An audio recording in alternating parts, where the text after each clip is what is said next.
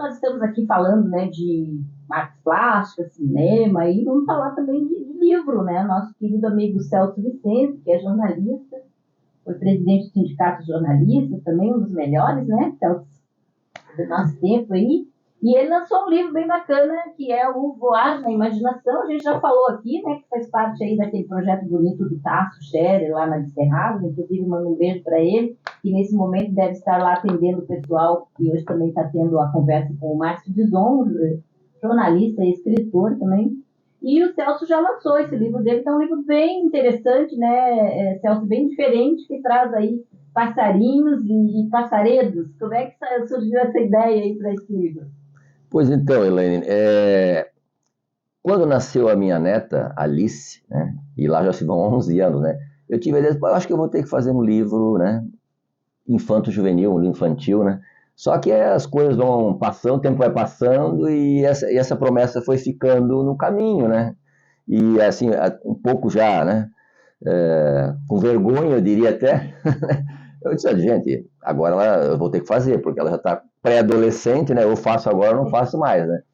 E aí me surgiu essa ideia de fazer um livro infanto-juvenil, e eu sempre gostei muito, vocês sabem, da palavra, e gosto muito da palavra que surge pelo povo, né? Por exemplo, assim, os nomes que dão as coisas, né? Nos pássaros, né? A maioria dos nomes são nomes dados pela população, né? Então, assim, e me chamava a atenção pelos nomes engraçados, né?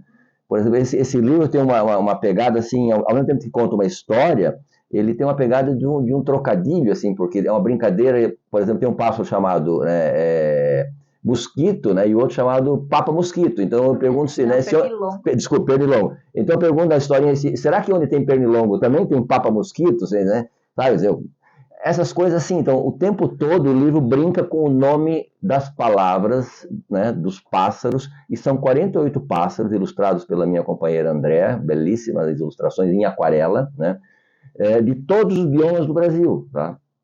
Da Amazônia até aqui no Rio Grande do Sul.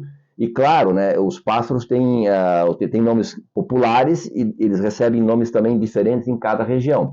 E no final a gente dá o nome científico exatamente para que a pessoa, no nosso site também a pessoa pode ir lá e descobrir os outros nomes que eles recebem em várias regiões do Brasil.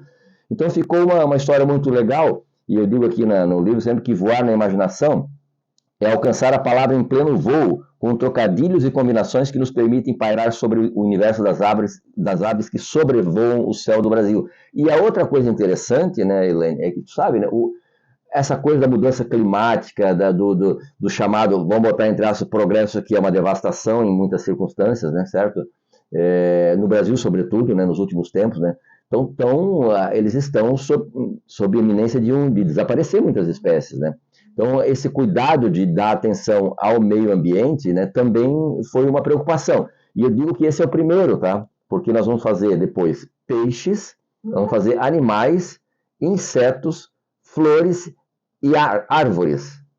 Então, é uma série sobre meio ambiente para as crianças e para o público infanto-juvenil. Sendo que muitos dos adultos que têm comprado o livro, né, têm dito assim, cara, esse livro é legal até para adultos. E é verdade, porque ele tem Dá para escutar, né? Claro, e tem uma novidade, a André me lembrou. No final do livro, nós colocamos um QR Code, que a pessoa bota o seu celular ali e escuta o canto de cada um dos 48 pássaros. Isso é muito legal, as crianças têm adorado essa novidade. Que massa. E é legal porque o passarinho, né? O pessoal que vive na cidade, às vezes até vê o passarinho, mas ele não tem muita noção do que é aquele, que passarinho é aquele, né? É o meu caso, por exemplo, embora eu nasci em Rio do Sul, assim, mas já era um município de, sei lá, 20 mil, 30 mil habitantes na minha época, né? Eu não sou assim aquele sujeito do interior que conhecia o canto dos pássaros, identificava os pássaros, né, pela forma, tal. Eu conheço muito pouco, né? A não ser esses que a gente encontra, quero, né? Bem TV, mas outros pássaros a gente já desconhece, e eu acho que esse conhecimento precisa ser resgatado, né? Sim, com certeza. Não, é muito lindo, eu recomendo, inclusive deve ter lá na livraria do Tasso, né? Tá lá no Tasso, tá em vários lugares, sim. Recomendo. E a gente estava aqui agora, voltando a falar no outro assunto, o Celso disse que não fala muito. A gente vai falar a gente falou aqui da morte do Paulo Caruso, né, Celso? Você estava comentando aí uma história com o Paulo Caruso, conta pra gente aí. Então, isso é interessante, porque o Paulo Caruso, quando eu era presidente do sindicato, anos 80, a gente trouxe, na época tinha uma banda bem humorada, que chamava-se Muda Brasil Tancredo Jazz Band, era a época do Tancredo ainda, né? E era formado, olha só, pelos dois irmãos Caruso, o Paulo e o Chico, né, que são dois grandes cartunistas, né? O Luiz Fernando Veríssimo, que toca sax, né? O Reinaldo, do Caceta e Planeta, que é baterista, enfim, e vieram fazer um show no SIC, em Florianópolis, e em Joinville.